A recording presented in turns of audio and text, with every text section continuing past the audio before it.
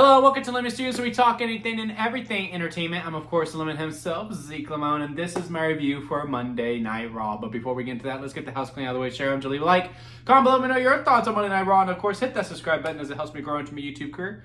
I would greatly appreciate it. Now, all that out of the way, let's get into it, shall we? So I think this episode of Raw was a huge step up from what we've had of not just on Raw, but on SmackDown as well. I think the match quality was a lot better. Now, that's not to say it wasn't the same old that we've had. But I don't know. I guess it was just the winners kind of shocked me in a lot of ways. Like Raquel versus Lyra, fun match. Very, very fun match. And, you know, we knew Roxanne Perez would get involved in some way. But I would also say by the end, yes, Roxanne was involved. But for, you know, a typical Judgment Day type match, Raquel got her one clean. Like, in the end, Lyra misstepped, and then she got her from the top rope and then gave her the Tejana Bomb. 1, 2, 3. I really thought Lyra was going to get that win. It does look like maybe we're going to do Lyra and Bayley teaming back up and adding that to the tag team division, which I could take or leave. I kind of prefer them to feud with each other without a title. Because, you know, we had the whole Bayley video package as well, where again it's the devil and the angel, right? The devil being the role model and the angel being the hugger, and that she may go one way or the other, and maybe she is a nice blend of the two, or maybe, you know, it just depends on the week where, you know, one personality just gets her more, which I could also be interested with as well. But I kind of hope we do find that middle and we're able to communicate which one she is, or which voice that she is listening to, as opposed to, oh, I'm just the hugger now, oh, I'm just the role model, or, you know, every other week, you know, we'll see her hair down, she's the role model. If she has the ponytail up, then she's the hugger.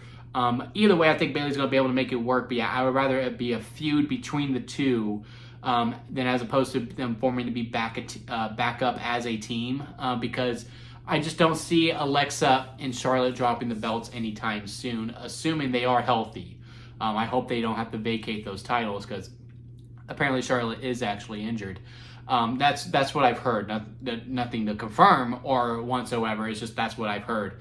But yeah, even if they're healthy, I don't see them getting a title shot until maybe the Kabuki Warriors get it. Maybe they take the titles off it. But yeah, I think the allies at convenience are going to hold those titles for a long time. So I'm not sure how them being formed back into the tag division is going to benefit either. I think just a feud without a title would work just as suffice for them.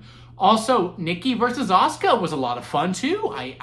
Look, none of the matches on this show are like, you know, match of the year quality by any means, but I would say overall, you know, arguably Nikki's best match since coming back. And you know, you can see that it's starting to get a feel for her again. You know, me and a friend were actually talking about this, about, you know, sometimes with these performers, you can really see the lack of live shows really affecting them. I think Nikki Bella is one of them, because, you know, she's been fine for what she has been in, but this match with Asuka just really feel like, okay, it's starting to click for her in a lot of ways. And yeah, the match was just overall fine. Again, nothing really special. Same with the Lyra versus Raquel match.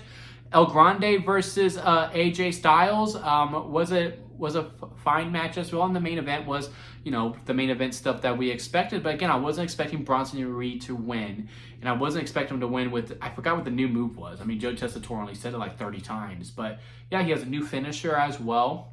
And I liked everything that we did with Jey Uso as well, the whole build-up. And I am one, because it's obviously at some point we're going to do Yeet versus Yeah. That's going to be the program.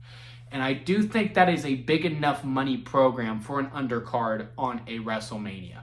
We are in September. I do not know how you prolong this to WrestleMania. I think if you can make it past October, which is Crown Jewel, then maybe we have an opportunity. Because November is Survivor Series. You know, you get the whole War Games thing. But Survivor Series is in a stadium this year for the first time, so maybe you put that on the undercard for that to really sell out those seats. But yeah, Jey Uso going through this whole, where he's starting to listen to Rome, like, I don't need help, I need to look out for me. He's reuniting the Usos. I'm not sure which way this match goes at the PLE, part of me wants the Bronze to win. And I want them to win and then be like, hey, we beat the greatest tag team of all time, therefore give us a title shot. Or the Usos wanting to be like, hey, we want to stick together for a little bit longer, therefore give us a title shot. Because again, I just need these tag titles to be relevant on the show again, because they're not.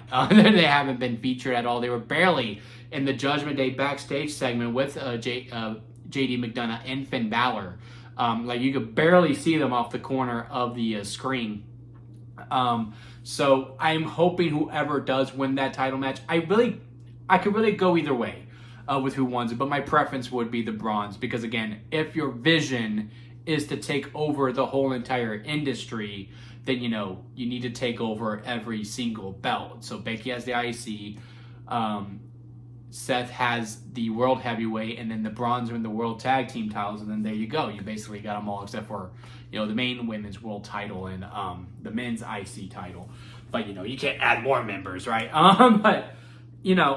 But everything that Jay was doing where he was like, hey, I don't need help, and then Jimmy going, you sound like Roman. Like, when he said that line and the crowd goes, ooh, like, you can just tell there's some investment in there. Then at the end, LA talking some noise. Like, that's the thing with these shades of gray. This is the WWE that was reinventing themselves, that really got all these eyes. And the reason why they went on this hot streak to begin with in 2023 and 2024 was this whole LA getting out of the way during the promo segment. And then it was acting like going to hit Jay, but it was clearly an accident. LA still upset with Jay for the Fatal 4-Way, even though that was all very much within the rules. Or this whole, hey, let's team up, and then Jay attacking them. Then, we get back over here.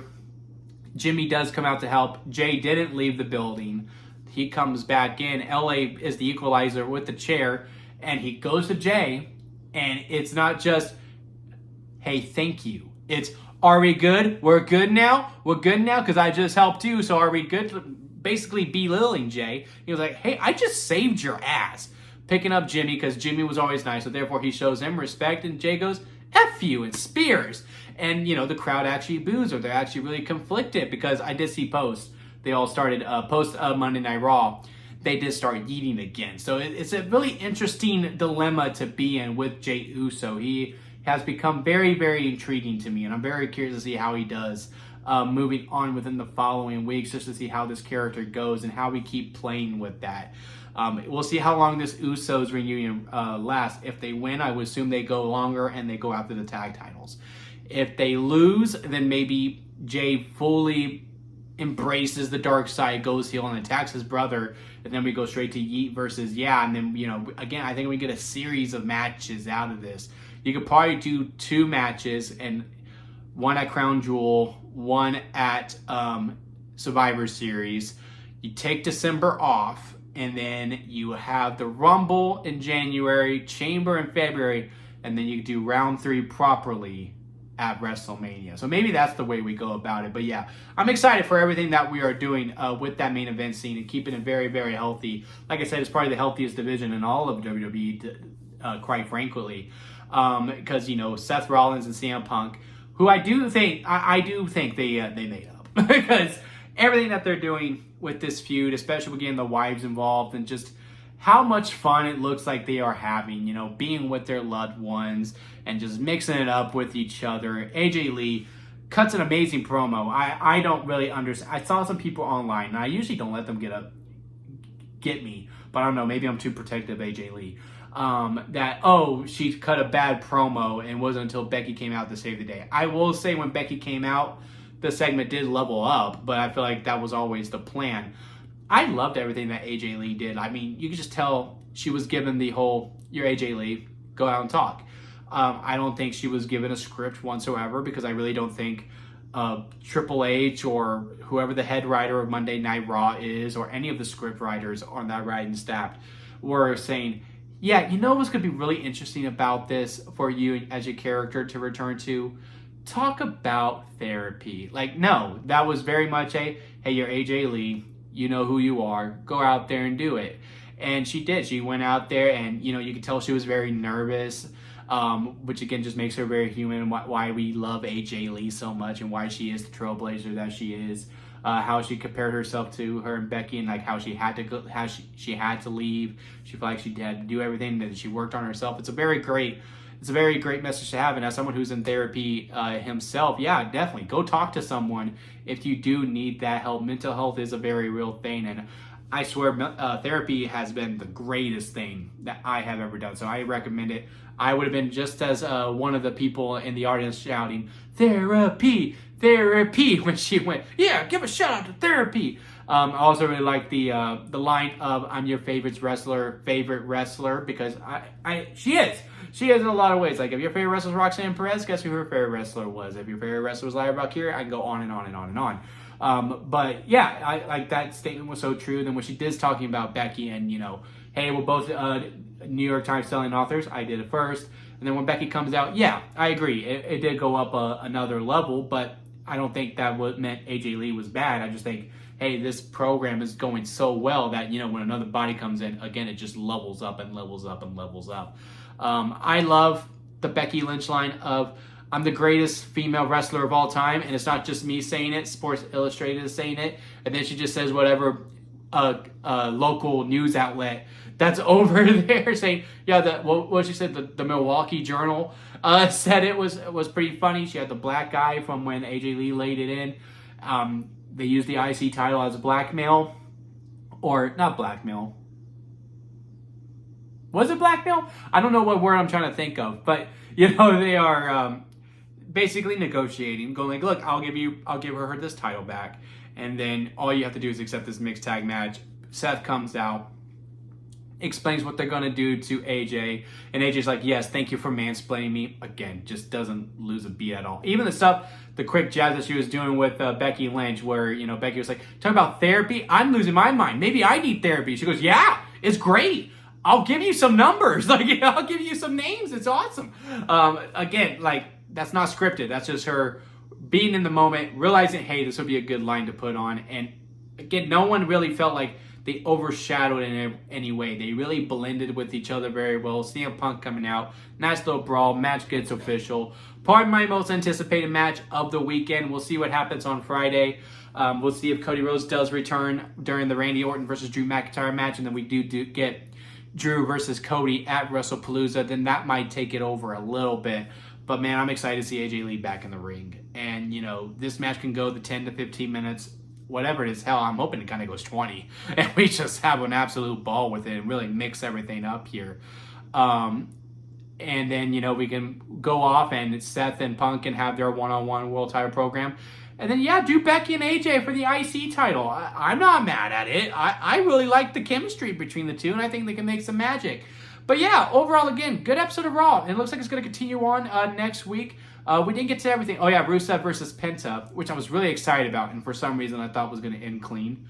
But it didn't. Of course, the New Day and Grayson Waller came out to distract, and Rusev gets the win. And now you got to make a case that maybe he's the number one contender for the IC title. But yeah, again, overall, good episode of Raw. I had a lot of fun watching it.